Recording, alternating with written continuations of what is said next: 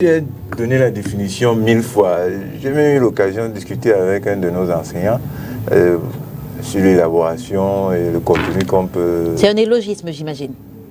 Pas vraiment. Il y en a qui pensent que je l'ai inventé. Je ne l'ai pas du tout inventé. Je l'ai juste repris et puis je l'ai mis au goût du jour compte tenu de l'ambiance que notre pays vit depuis quelques 3, 4, 5 ans. C'est quoi un Bamilékan? Donc, en gros, c'est un individu qui fait des choix politiques sur la base des préjugés, donc des préjugés qui peuvent être positifs ou négatifs, liés à l'ethnie Bamileke. Et ces choix-là sont des choix électoraux, c'est des choix de lignes politiques à suivre, c'est les choix de candidats aux élections. Bref, ce sont des choix politiques qui sont liés aux préjugés ethniques, liés notamment les préjugés ethniques adossés ou bien, comme on dit, connectés à ce qu'on appelle... Mais pourquoi avoir choisi d'axer le mot uniquement sur les individus, j'imagine, d'origine de l'Ouest? Pourquoi avoir choisi uniquement cet axe-là? Non, c'est pas... Si vous écoutez bien ma définition, ça ne peut pas s'appliquer uniquement aux originaires de l'Ouest. D'accord. Moi, je suis originaire de l'Ouest, ça ne s'applique pas à moi. D'accord.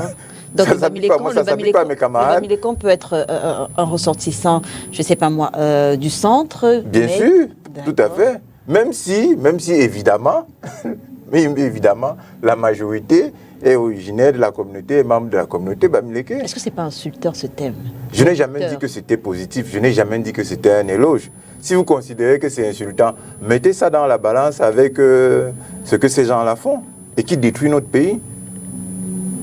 Quand on dit à quelqu'un que votre choix est stupide, ce n'est pas un compliment. Mais quand un incendiaire... Je veux dire, sur quelle base est-ce qu'on juge le choix de l'autre au point de le trouver stupide? Chacun juge, je dis souvent, chacun est... C'est subjectif finalement. C'est peut-être subjectif, mais il y a des éléments objectifs pour indiquer que tel choix est mauvais.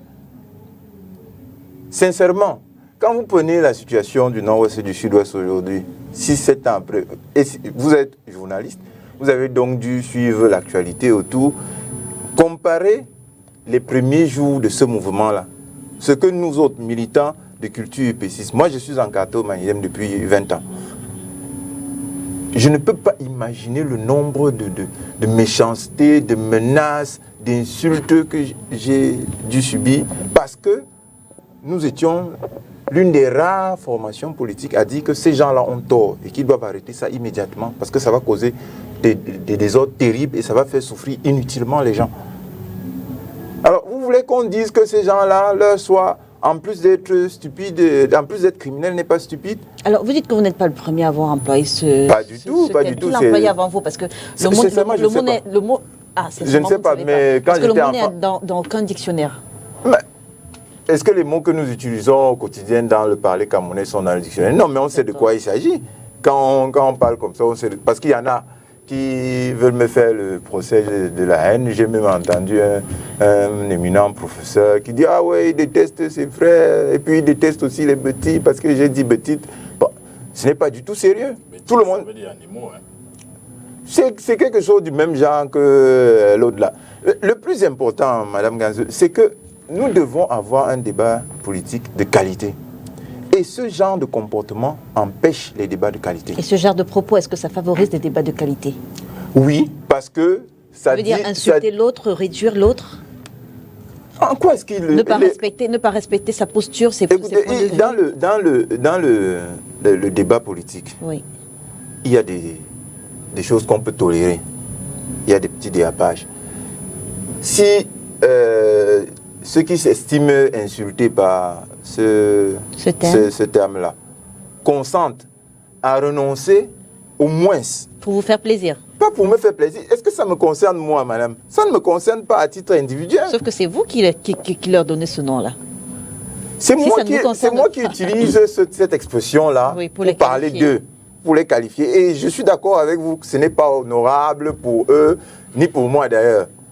Mais il faut bien l'utiliser. C'est de nature à faire avancer le débat. Bien sûr. Depuis que je l'ai utilisé, vous avez eu l'impression qu'ils ont eu le moyen de me répondre au fond? Non, pas du tout. Ils évitent le fond. Et ils disent, ah, maman, tu détestes les gens. Bon, moi, je rigole beaucoup. Quand quelqu'un vole au quartier et qu'on sort de la maison, on crie au voleur, il peut aller porter plainte parce qu'on a crié au voleur, c'est indigne pour lui. Quand on dit voleur au voleur, le voleur va aller me porter plainte devant le chef du quartier pour dire qu'il m'a insulté. Bon, c'est vrai que j'ai volé, mais bon, c'est simple, dépose ce que tu as volé et puis les choses sérieuses recommencent.